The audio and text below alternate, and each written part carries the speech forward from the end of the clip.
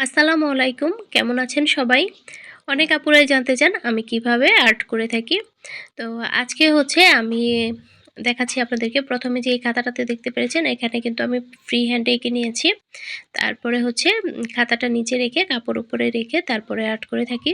তো সাধারণত আমি এইভাবে আর্টগুলো করে থাকি। ১ম এ ফ্রি হ্যান্ডে এঁকে তারপরে একটু ছাপ দিয়ে আর্ট করে নিই। এতে করে কাজ করতে অনেক বেশি সুবিধা হয়। আর এখানে যে কসমস ফুলটা আর্ট করেছি, এটা আমার ক্লাসে আমার স্টুডেন্টদেরকে দেখিয়েছিলাম।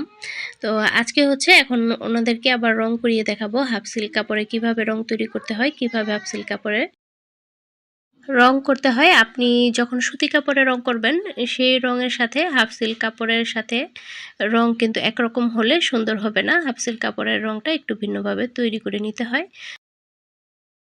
এই সবগুলোই কিন্তু আমাদের অনলাইন ক্লাসে শেখানো হয়। আপনারা চাইলে আমাদের অনলাইন ক্লাসে জয়েন করতে পারেন।